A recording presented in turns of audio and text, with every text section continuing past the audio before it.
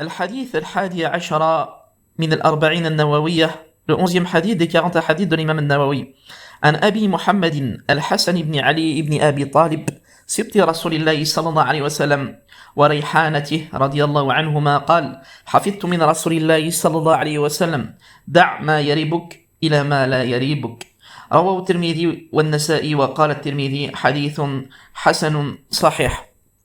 Le 11e hadith des 40 hadiths de l'imam al-Nawawi, il est d'après Abu Muhammad al-Hassan ibn Ali ibn Abi Talib, petit-fils du messager d'Allah sallallahu alayhi wa sallam, et son rayon de lumière, qu'Allah les agrée tous les deux. Il dit, j'ai retenu du messager d'Allah sallallahu alayhi wa sallam cette parole, délaisse ce qui te fait douter pour ce qui ne te fait pas douter.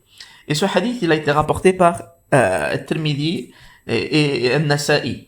Et Tirmidhi l'a qualifié de hadith authentique et bon. L'explication de ce hadith nous enseigne que le croyant délaisse ce qui lui inspire le doute dans ses affaires par crainte de tomber dans l'illicite sans même s'en rendre compte, comme on a dit, dans le hadith qui avait un rapport avec al-umur al-mutashabihat, les choses ambiguës en religion.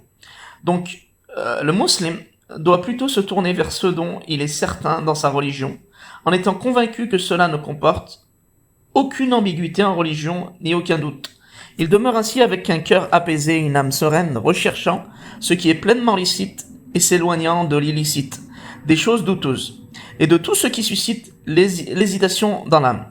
Donc, le musulman doit poser la question à son cœur. Est-ce que cette chose est une chose licite ou illicite? Si son cœur n'est pas apaisé, comme on a dit, le prophète Mohammed sallallahu alayhi wa sallam nous a dit Istafti qalbak. Pose la question à ton cœur. Si ton cœur n'est pas apaisé, ceci veut dire que ces choses-là correspondent à des choses qui sont douteuses, qu'il faut délaisser pour préserver son âme, sa personne et sa religion, comme le prophète Mohammed sallallahu alayhi wa sallam nous a mentionné. Donc les choses à retenir de ce hadith: le musulman doit fonder ses affaires sur la certitude afin d'être clairvoyant dans les questions de sa religion et délaisser les choses ambiguës, comme nous l'avons mentionné dans le hadith. Parmi les enseignements aussi de ce hadith, éviter de tomber dans les choses douteuses et dans ce à propos de quoi l'âme hésite. Est-ce que cette chose c'est une chose licite ou c'est une chose illicite? Non. Donc, parmi les enseignements aussi, il est recommandé d'adopter la prudence et la piété scrupuleuse, el-wara', face à ce qui comporte une possibilité d'illicite.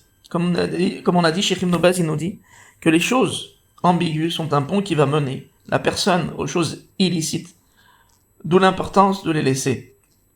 Non.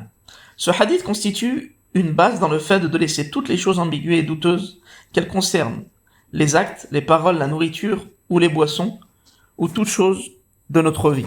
Ce hadith nous enseigne également l'importance de l'éducation des enfants aux bonnes règles et aux bonnes manières, afin qu'ils grandissent dans les nobles caractères comme le prophète Mohammed sallallahu alayhi wa sallam a fait avec son petit-fils, Al-Hassan, le petit-fils de Ali ibn Abi Talib.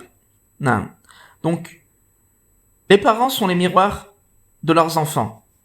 Leurs enfants vont les copier sans même que les parents s'en rendent compte. Et si on médite dans la sourate Al-Kahf, la caverne, on verra qu'Allah subhanahu wa ta'ala a mentionné le caractère des parents, il n'a pas mentionné le caractère des enfants quand il a dit « Wa kana abuhuma saliha » et leurs parents étaient pieux et vertueux. Allah subhanahu wa ta'ala a mentionné le caractère des parents. Pourquoi?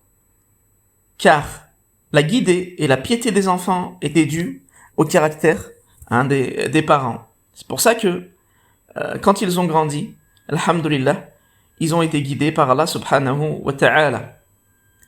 Car les adultes, comme on a dit, sont le miroir des enfants. Ce sont eux qui les éduquent. Parmi les enseignements du hadith, les choses douteuses engendrent de l'inquiétude dans l'âme. Donc ce hadith nous recommande la prudence dans les affaires religieuses en se tournant vers ce qui apaise le cœur et rassure l'âme, comme cela est venu dans ce hadith. Le hadith aussi nous montre et nous explique que la sincérité est une cause de tranquillité dans l'âme, tandis que le mensonge est une cause de trouble et d'inquiétude. Ce hadith aussi nous montre la parfaite éducation que le prophète Mohammed sallallahu alayhi wa sallam employait pour éduquer les enfants. Non. C'était un exemple pour les enfants. Le prophète Mohammed sallallahu alayhi wa sallam, comme on a dit, avait la faculté par peu de mots, des paroles concises, mentionner beaucoup d'enseignements, des enseignements profonds. C'est Allah subhanahu wa ta'ala qui lui a donné cette particularité, comme dans ce hadith. Da'ma yaribuk ila ma la yaribuk. Délaisse ce qui vont te rendre, délaisse les choses qui vont te rendre douteux pour ceux qui ne te rendront pas douteux, comme le mentionne ce hadith. Donc, s'écarter des choses douteuses vont apaiser le cœur et l'âme, d'où l'importance de les délaisser. Et comme on a mentionné, c'est un pont qui mène à l'égarement, aux choses illicites, à force. ولعلنا نكتفي بهذا القدر وسبحانك اللهم وبحمدك أشهد أن لا إله إلا أنت أستغفرك وأتوب إليك